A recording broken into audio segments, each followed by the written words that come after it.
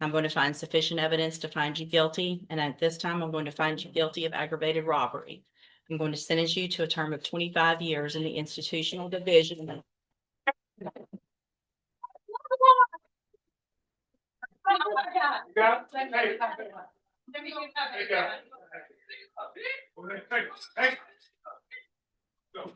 Good morning. Are you Caden Fontanet?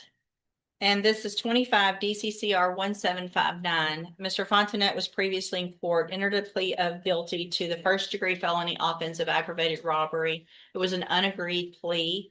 I've received the pre-sentence report. Have you both had an opportunity to review that report? We have, Your Honor. The state is, Judge. Are there any additions or corrections to the report? Not from the defense, not from the state, Judge.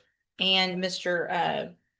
Coleman, you said you have a witness or some evidence? Actually, Judge, Mr. Rojas has graciously stipulated to the admission of the surveillance video from the convenience store in question.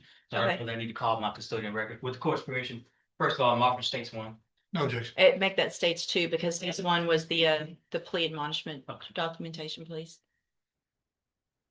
I'm offering states two. No objection. States two is admitted. Permission to publish. Judge. Yes, sir.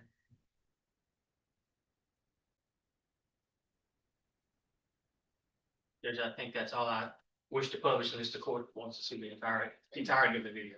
I think that's enough.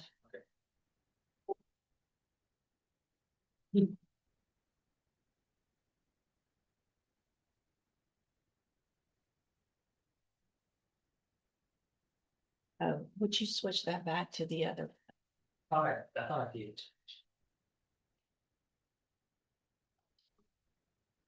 Yeah, back on camera image. Which you might too. Oh, you want to?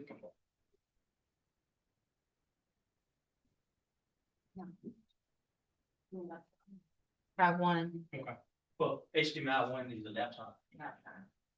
HDMI two.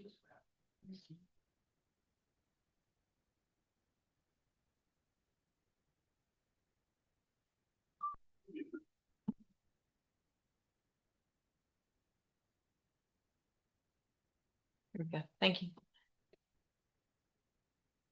Any other evidence, or witnesses? So just brief argument if I may. Any other evidence or, witnesses for, Mr. Rojas? No, Your Honor, just like, Mr. Rojas, you may make argument first. thank Go you, ahead. Judge. And obviously, after seeing that video, it makes what we're asking for harder to do.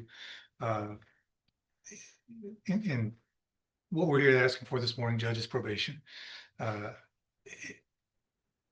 Mr. Fontainet's defense, he is a young offender. I know the court is tired of hearing the same story over and over, and young guys with guns in here. He's got a limited criminal history. I believe this is his first felony. He's never been on any kind of felony supervision, or felony probation. Unfortunately, he's just fallen into the same situation that we see so many other youthful offenders fall into. He's got no direction in life. He's very little support at home.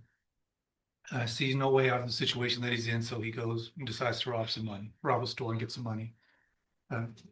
Did the wrong thing. And if his story in the PSI is to be believable for what I believe is the right reason, he's trying to help his mom out at home, trying to pay some bills, keep the lights on. Certainly, there are better ways to go about doing that. And I hope that the time in jail has taught Mr. Fontanet that.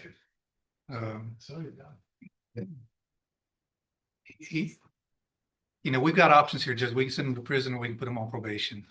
Certainly, he's on the road if this conduct continues, he's on the road with prison. I don't know that the day is the best time to make that exit for him.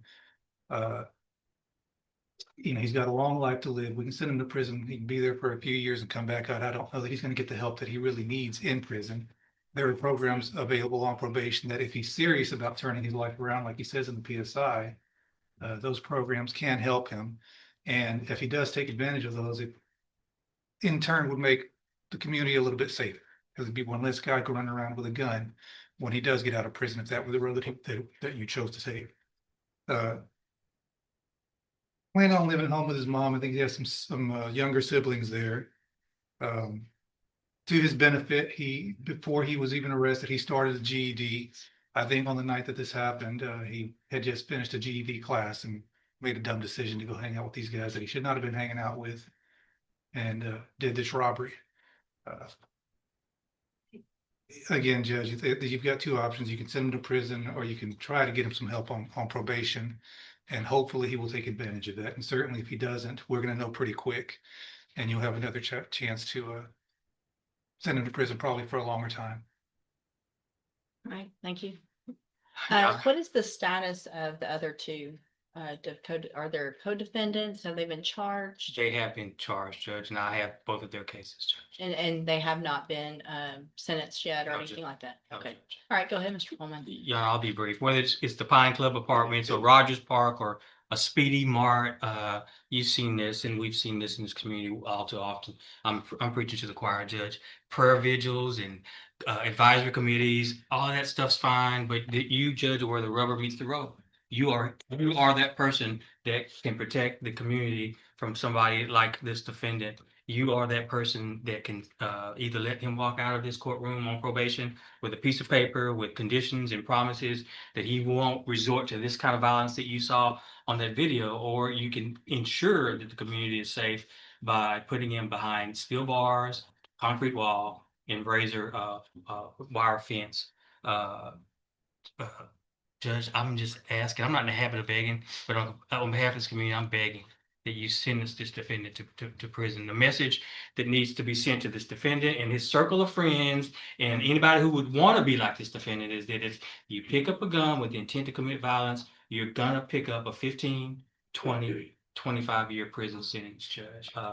And I'm just asking that you do this on behalf of people who live at the Pine Club Apartments, who just want to live in peace, people who want to go take a walk at Rogers Park and not be robbed, and somebody that wants to stop at a Speedy Mart convenience store and pick up some snacks without becoming a victim of a robbery. That's all I have, Judge. Thank you, Mr. Coleman. So,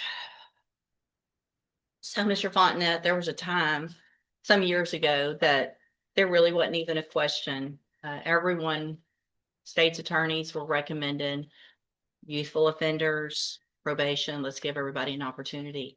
And things have just changed in such an incredibly dangerous way with young people doing what I just saw you do on that screen.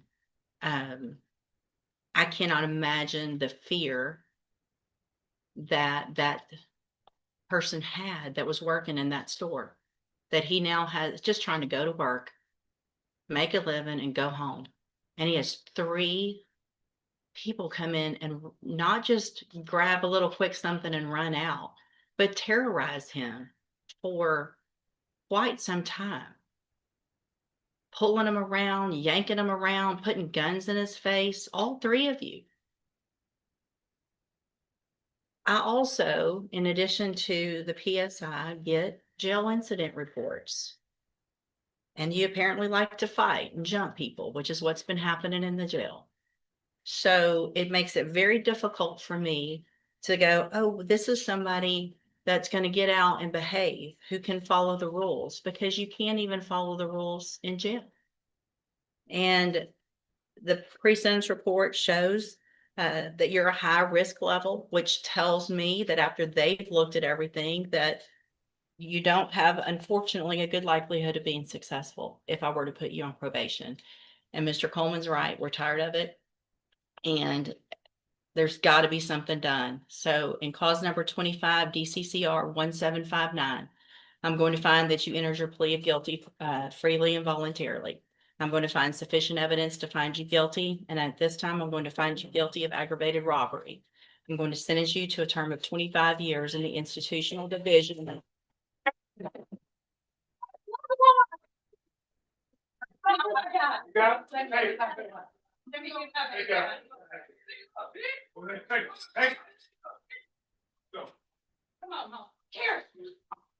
going to sentence you to a term of 25 years in the institutional division of the Texas Department of Corrections. You will receive credit on that sentence for any time that you've been in custody that the law gives you the right to receive.